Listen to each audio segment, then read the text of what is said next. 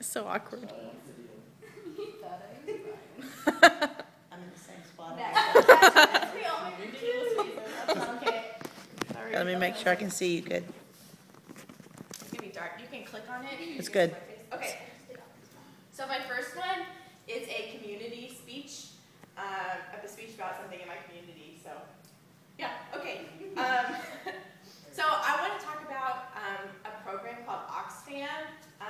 I first found out about it when I went to Oxford, and it's like it's a program that, according to its website, it's an international confederation of 15 organizations working more than 90 countries worldwide to find lasting solutions to poverty and related injustice around the world.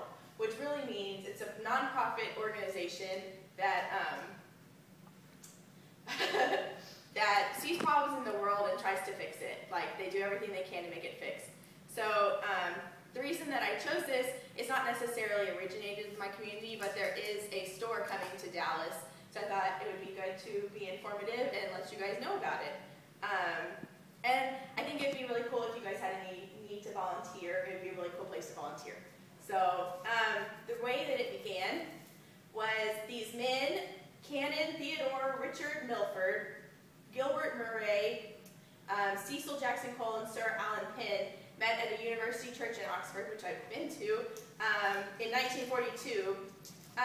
The original purpose was to help give famine relief in Greece during World War II. The Allies blocked it, and so that nobody could get food to Greece, and so they were in a huge famine. So Oxfam originally started so that it could give food to the people in Greece. And so I think that's really cool. The name Oxfam means Oxford Committee for Famine Relief. So that's where that originally comes from.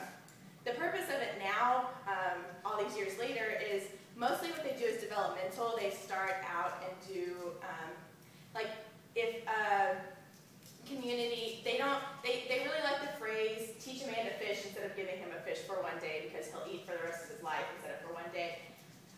So what they do is they'll help make programs that'll help agriculture, or they'll help, they'll teach them how to grow a certain kind of food, they'll teach them how to do the types of things that they need to do to survive, instead of just handing money at them, which I think is a really cool way to do it. They also deal with humanitarian things when there's conflict in the world. They stand up for the people who don't have anybody to stand up for them.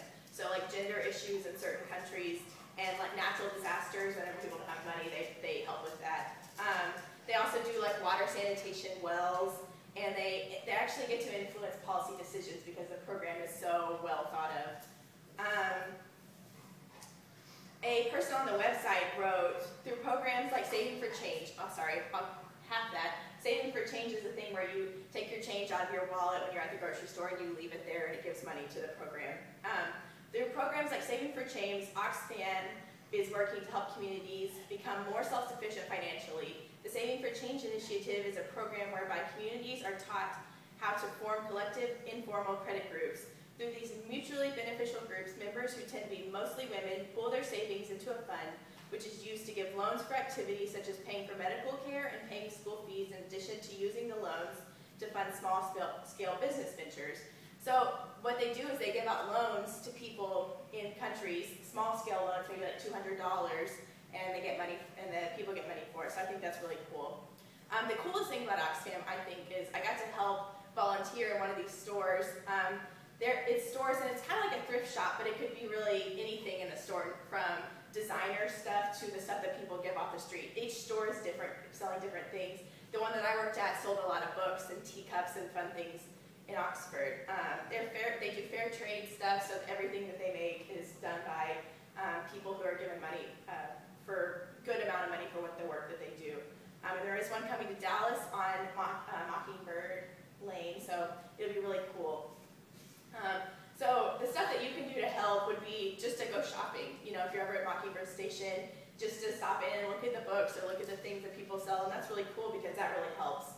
You could volunteer. It's really fun to volunteer at the shops because you kind of get to sift through the stuff that comes in first. You could donate money or donate clothes, but to be a part of a cause that has its mind straight and a company that has helped thousands of communities all over the world is a really cool place to be involved in. So